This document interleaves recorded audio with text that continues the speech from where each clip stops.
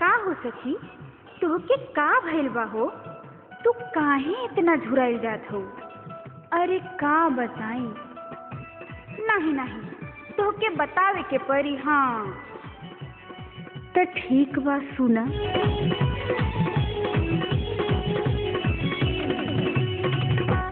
भूखिया लागे न आवेली, रतिया बीते लतरेगी।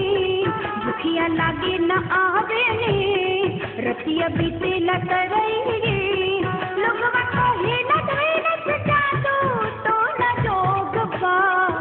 हे सखी हो बहुते खराबी त रोग बा।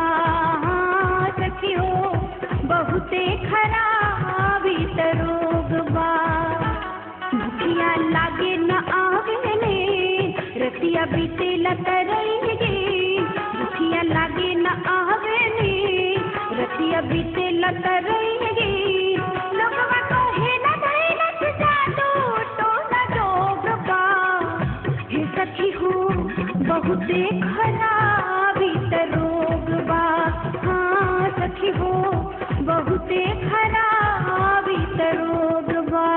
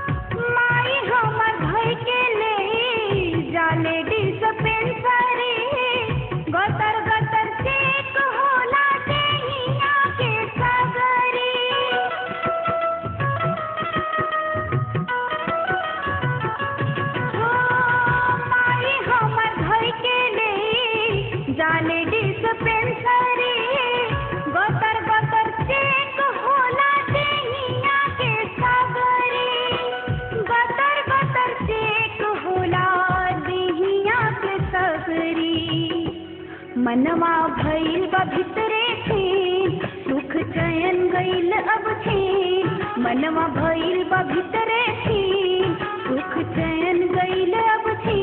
डॉक्टर कहेले बाकी सब कुछ तानी रोग बा। हे सखी हो बहुते खराबी त रोग बा। हाँ सखी हो बहुते खराबी त रोग बा।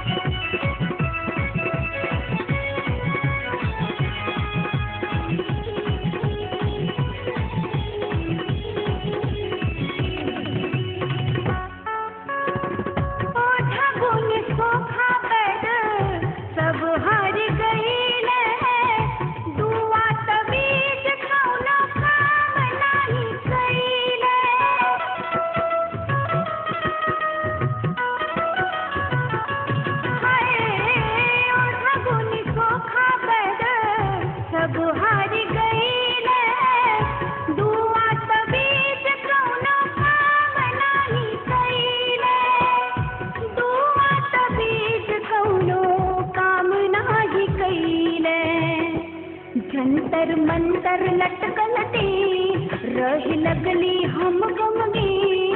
जंतर मंतर लटकलती रही लगली हम गमगी। भौजी कहेले भइल केहू से संजोग बा। हे सखी हो बहुते खराबी त रोग बा। हो सखी हो बहुते खराबी त रोग बा।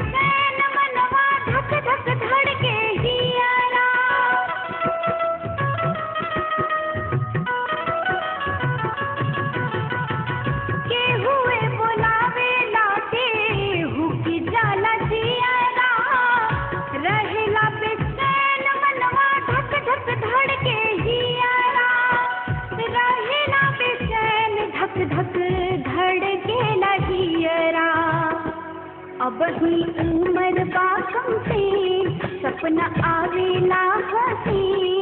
अब ही उम्र बाकम से सपना आवेला हसी। अब तक कैसन बतिया बनावत सगरी लोग बा। हे सखी हो बहुते खराब इत रोग बा।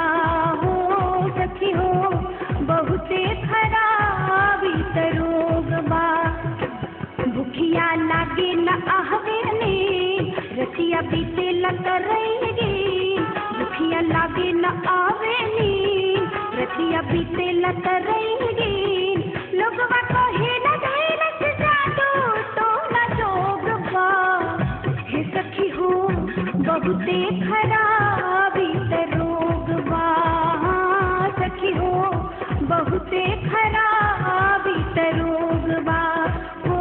सखी हो बहुते खराब इत रोग बा। हाँ सखी हो बहुते खराब इत रोग बा। हो सखी हो बहुते खराब इत रोग बा। हाँ सखी हो बहुते खराब इत रोग बा। अच्छा तो ई बात बा। अरे इ तो सारा लक्षण प्रेम रोग के बा। हाँ।